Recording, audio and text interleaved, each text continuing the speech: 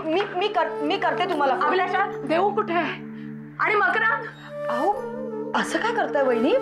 मगाशीच तुमच्या समोर वकिलांकडे नाही का गेले? अरे देवा, अगं मी तेच तुला सांगत होते, जा आणि त्याला थांबवण्यात नका जाऊ वकिलांकडे. काही फायदा नाहीये. ते राजेश शिर्के जीवावर उठलेत ना आपल्या, ते त्यांच्या आधी पोहोचतील तिथे. अहो पण वहिनी असं कसं थांबवणार? अहो ते पोहोचले सुद्धा असतील. अरे देवा, अभिलाषा हे खरं नाही. भीती वाटते ग मला फार. वहिनी मला सुद्धा काळजी वाटते हो यांची. कालच माझं ऐकलं असतं नाही दोघांनी तर रणवीर राजेंचा फोन उचलायची वेळ नसते आली का?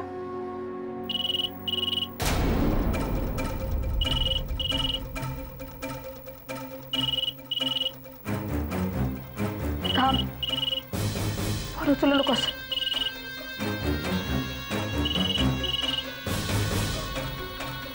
हो पण कुणाचा फोन आहे तो बघायला तर हवा ना.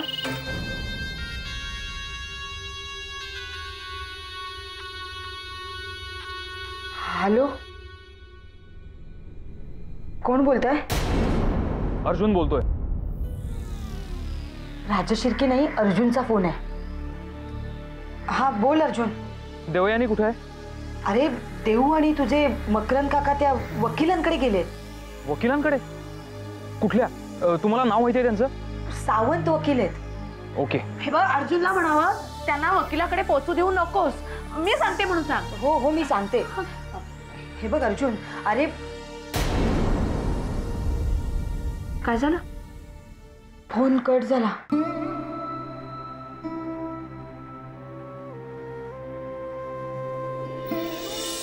सावंत साहेब येतात.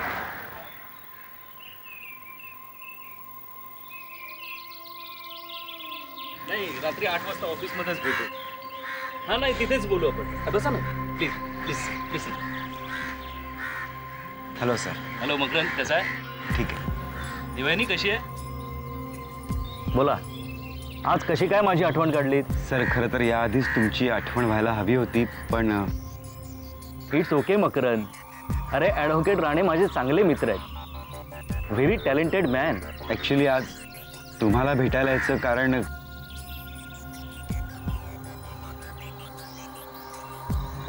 आय मीन विक्रमादित्य राजेश शिर्केंवर जो हल्ला झाला त्यामध्ये बी कम्फर्टेबल. जे काही आहे ते मला नीट समजावून सांगा. सर त्या केसमध्ये एक सेकंद. हॅलो, हां बोलतोय. हो ओके ओके. मकरंद तुझ्यासाठी फोन आहे. माझ्यासाठी? हो, कोणी अर्जुन दीक्षित बोलत आहेत.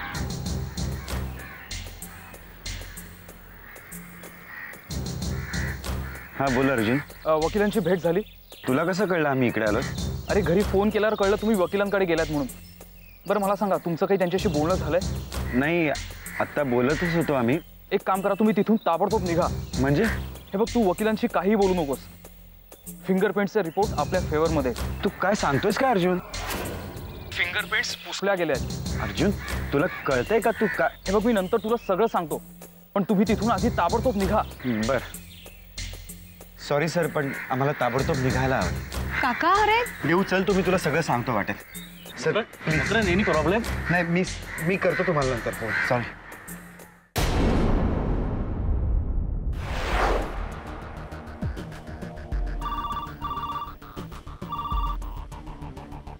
वागळे. हा वागळे, देवयानीच्या फिंगरप्रिंट रिपोर्टचं काय झालं?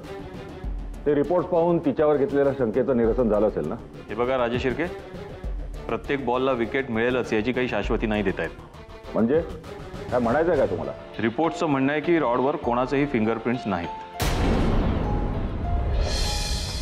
म्हणजे तो रॉड काय अकस्मात येऊन पडला की? आदित्य राजेंवर आणि फिंगरप्रिंट्स नसणं रिपोर्ट्सवरून सिद्ध झालं की तुम्ही काही वेगळं सिद्ध करू इच्छित आहे? हे बघा राजेश शिर्के, तुम्ही जर स्पष्ट बोललात तर मला स्पष्ट उत्तर देणं सोपं जाईल. अहो तर्क कसले बांधताय? अरेस्ट करा तिला आणि आत टाका. 2 दिवस आत राहिली की सुतासारखी सरळ होईल. घडाघडा बोलायला लागेल. रिपोर्टवरून तर्क कसले करताय? हे पोलीस स्टेशन आहे राजेश शिर्के. इथे आम्हाला गुंडगिरी नाही करतायत.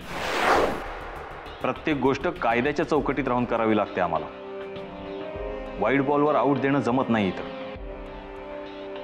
देवयानीला अटक करायची म्हटली तर तेवढे सबळ पुरावे आजच्या तारखेला नाही आहेत आमच्याकडं. वागळे, हे प्रकरण तुम्हाला एक मिनिट, माझं बोलणं संपलेलं नाही अजून. आम्ही एक करू शकतो की देवयानीला चौकशीसाठी इथं बोलवू शकतो. आणि काय करणार? ज्या व्यक्तीबद्दलचे रिपोर्ट निर्दोष आहेत ती काय तुम्हाला स्वतः सांगणार आहे ती दोषी आहे म्हणून? वागळे, हे नाटक थांबवा आणि तपासाआधीच रॉडवरचे ठसे नाहीसे कसे काय होतात? हे बघा वागळे, हा आदित्य राजेंच्या जीवन मरणाचा प्रश्न आहे. आम्ही तुम्हाला कधी विचारलं की तुम्ही सांगता की तपास चालू आहे, पुरावे मिळायचे आहेत. हे बघा राजेश शिर्के, एक मिनिट, आमचं बोलणं अजून संपलेलं नाहीये. तुम्हाला काय तुमच्या पद्धतीने तपास करायचा तो करा. आता हे प्रकरण आम्हाला आमच्या पद्धतीने हाताळू द्या. ज्या कोणी हाताचे ठसे नाहीसे केलेत त्याचे हात त्या ठशांसकट नाहीसे करायला आम्हाला वेळ लागणार नाही. तुमच्या या धमकीने पोलिसांवर काहीही परिणाम होणार नाही. आमचा तपास हा आमच्या पद्धतीनंच होईल. होऊ द्या. तुमच्या पद्धतीने तपास होऊ द्या. तुमची पद्धत आमच्या चांगलीच लक्षात आली आहे. आता आमची पद्धत बघा.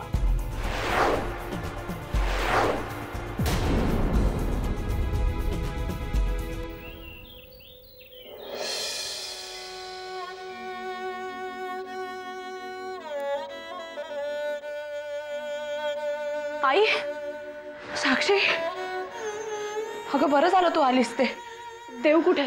मी तिचीच वाट बघतेय ग. आई, अगं इतकं सगळं घडलं तरी तू तिला बाहेर का पाठवलंस? अगं नाही, मी नकोच म्हणत होते तिला, पण माझं ऐकलं नाही. ती आणि मकरंद दोघं निघून गेलेत बाहेर, वकिलाकडे जातो म्हणे. तर किती सांगायचं त्यांना, काय ऐकायला तयार नाहीत. त्यांना म्हटलं बाहेर कशाला जाता. आई, काका म्हणतोय ते बरोबर आहे. आणि हे बघा, तर रडून काही होणार नाहीये. आपल्याला ह्यातून काहीतरी मार्ग काढायलाच हवा. पण हे सगळं आपल्याच बाबतीत का घडतंय तेच कळत नाहीये. आणि देवची यात काही चूक नाहीये ग.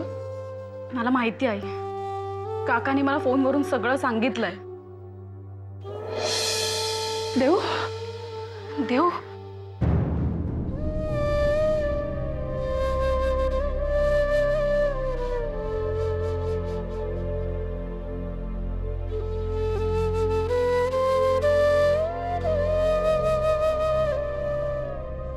देव, तू अजिबात घाबरू नकोस. या सगळ्यातून आपण सही सलामत बाहेर पडू.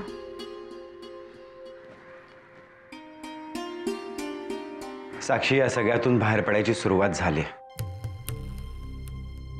काय म्हणाले वकील? वहिनी, अगं वकिलाशी काही बोलायची वेळच आली नाही. आम्ही काही बोलायच्या आधीच अर्जुनचा फोन आला. तो म्हणाला की त्या रॉडवर कुणाच्याच हाताचे ठसे सापडले नाहीत.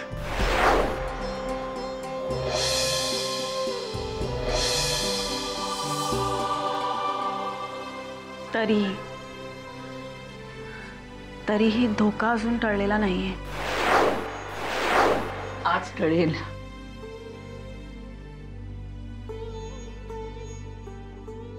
आज आपण महाशिवरात्रीचा अभिषेक करणार आहोत ना, हा धोका टळावा म्हणून त्याची आठवण करून द्यायला आले होते. आता सगळ्यांनी काही वेळासाठी तरी झालं गेलं विसरून जायचं आणि अभिषेकाच्या तयारीला लागायचं. चल या गा.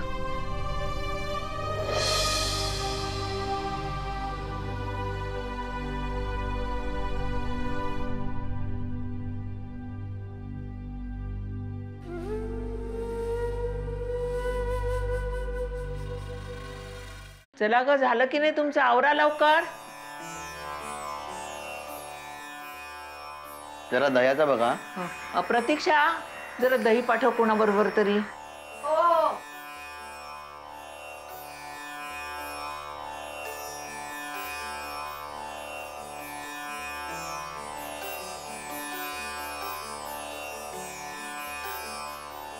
आयुष्यमान भव. दीर्घायुष्यमस्तु मनोरथा सफला संतु. गोदा काकू. काय ग? गोदा काकू कुठे? गुरुजीने विचार कुठे ठेवायचं ते.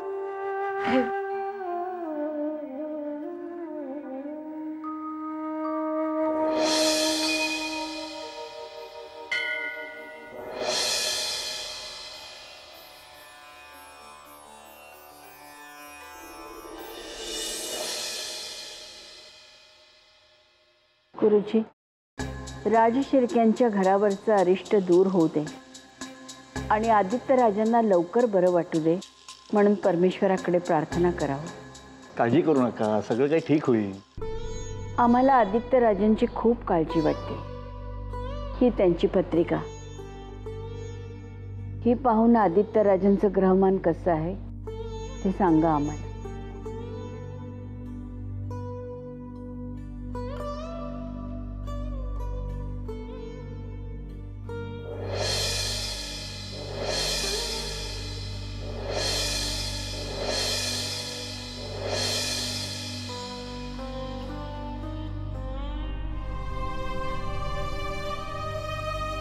विक्रमादित्यांचं ग्रहमान काळजी करण्यासारखंच आहे.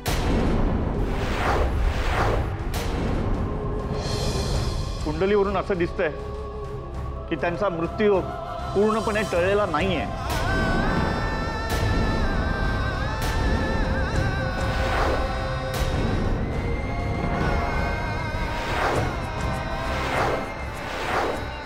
मग यावर काही उपाय? उपाय फक्त एकच, महामृत्युंजयाचा जप करणं. पण त्यामुळे नक्की संकट टळेल का? आपण फक्त जप करायचा, बाकी सगळं आईच्या हातात.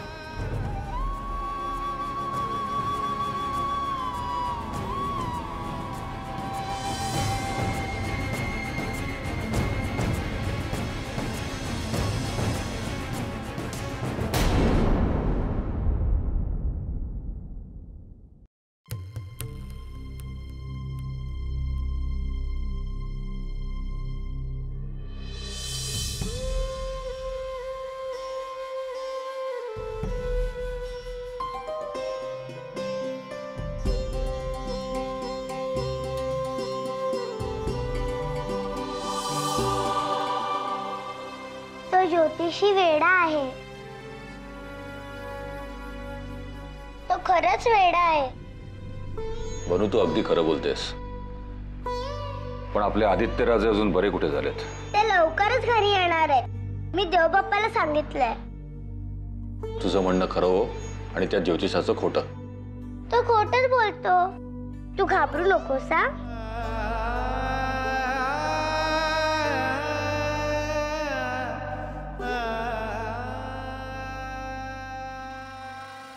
ओम गोविंदाय नमः. ओम विष्णवे नमः. मृतराय नमः. त्रिविक्राय नमः. वामनाय नमः. श्रीधराय नमः. ऋषिकेशाय नमः. नामाय नमः. दामोदराय नमः. संकर्षणाय नमः. वासुदेवाय नमः. वृद्धनाय नमः. ओम मंदिराय नमः. पुरुषोत्तमाय नमः. दक्षाय नमः. नारसिंहाय नमः. जटाय नमः. जनार्दनाय नमः. उपेन्द्राय नमः. हरे नमः. श्रीकृष्णाय नमः. प्रणवस्य परब्रह्म ऋषि परमात्मा देवता देवी गातिजनः प्राणायामे विनियोगः. घे शपथ. कुणी काहीही सांगितलं, कसलीही वेळ आली तरी घडल्या प्रकाराबद्दल तू कुणालाही काहीही सांगणार नाहीयेस. मी तुम्हाला शेवटचं सांगतोय देवयान. आत्ता बोलला नाही तर स्वतःच्या बचावाची दुसरी संधी तुम्हाला पुन्हा मिळणार नाही. कारण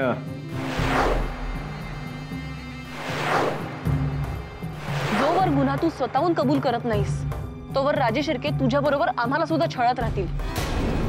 आणि जर का गुन्हा सिद्ध झाला तर आयुष्यात आपल्याला ते कधीच सुखाने जगू देणार नाही.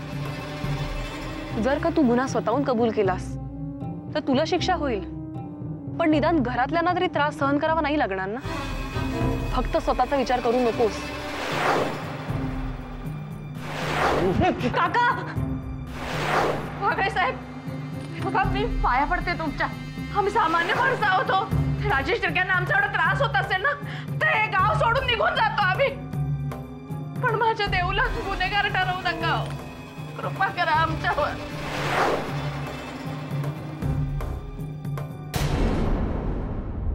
ओम केशवाय नमः. ओम नारायणाय नमः. ओम माधवाय नमः. ओम गोविंदाय नमः. ओम केशवाय नमः. ओम नारायणाय नमः. ओम माधवाय नमः. आदित्यराजे ओळखला आम्हाला? आदित्यराजे ओळखलं का आम्हाला? आम्ही रणवीर राजे, तुमचे भैया साहेब. विक्रम ओळखला आम्हाला? आदित्यराजे. नारायणाय नमः. ओम माधवाय नमः. ओम गोविंद.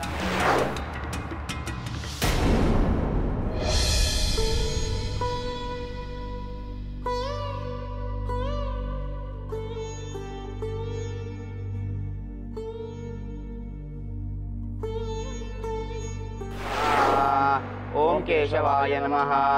ओम नारायणाय नमः. टेकडीवरच्या मंदिरात. मंदिरात कशासाठी? तिथला देवबाप्पा आपलं सगळं सांगितलेलं ऐकतो ना, म्हणून मी तिकडे सांगायला गेले होते की आपल्या विक्रमादित्य राजांना बरं वाटू दे.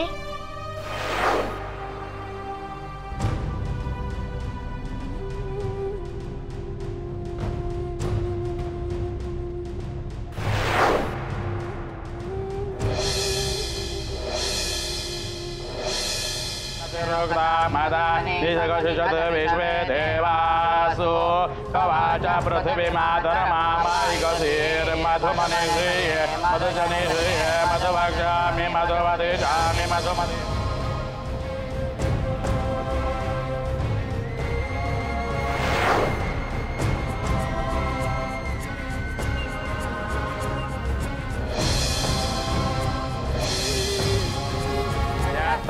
देवा अवन्तु शोभाय पितरो वदन्तु. ओम शान्ति शान्ति शान्तिः.